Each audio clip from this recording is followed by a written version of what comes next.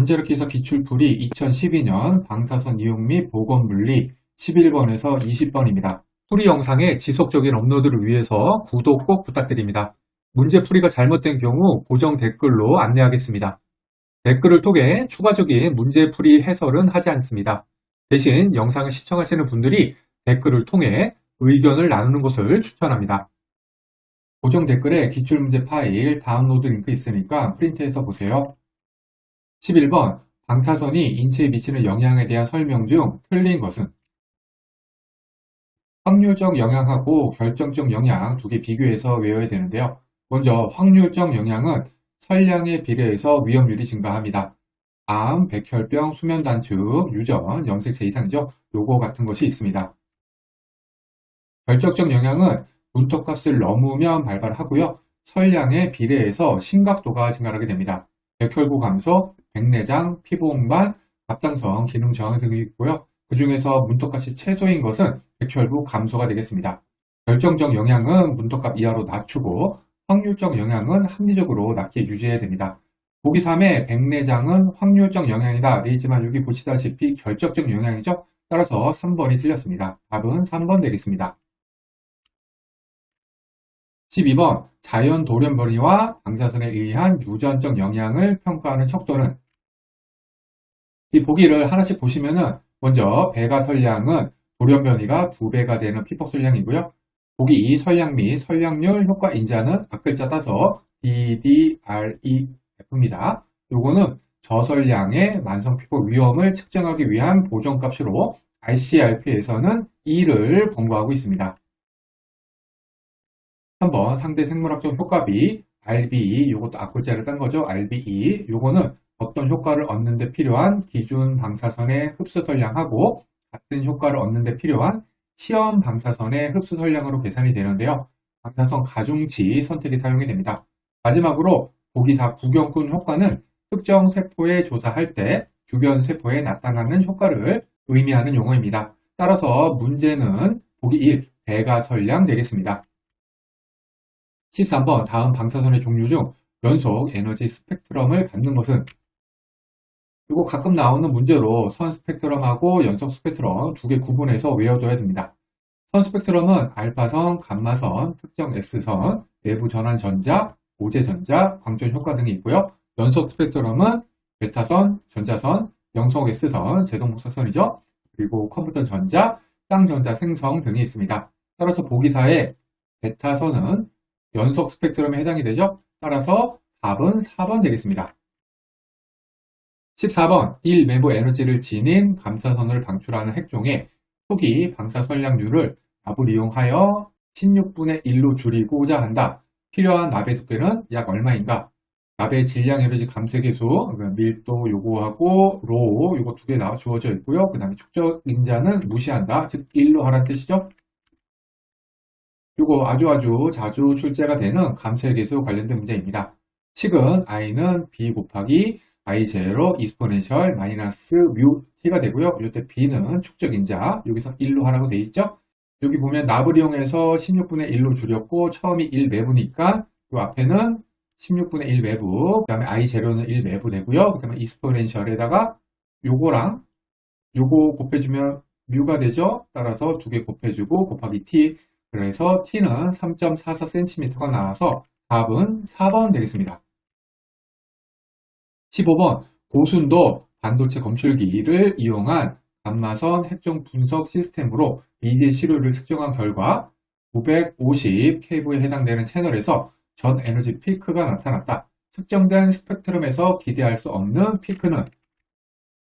이거 에너지 스펙트럼 순서가 제동 복사, 후방산란, 소멸 피크, 이중 이탈 피크, 단일 이탈 피크, 컴퓨터 단해, 광전 피크 이렇게 순서가 되거든요. 저는 그냥 앞글자 따서 제후, 소쌍, 단광 이렇게 외우고 있습니다. 그 중에서 이제 광전 피크 같은 경우에는 전 에너지 흡수 피크, 입사 광자 에너지라고도 하는데 만약 이게 A 캡일 때 후방산란 피크는 A 빼기 컴퓨터 단해가 되고요.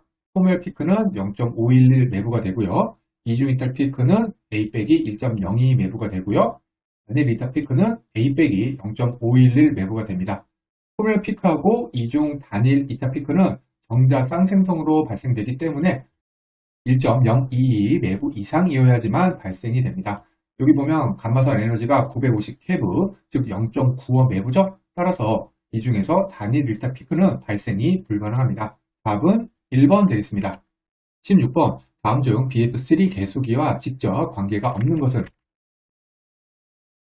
여기 이제 기체 전리만 한번 공부를 해보면은 전리암, 이온안이죠. 그 다음에 비례 개수관, 지행 개수관이 기체 전리를 이용한 계측기가 되겠습니다.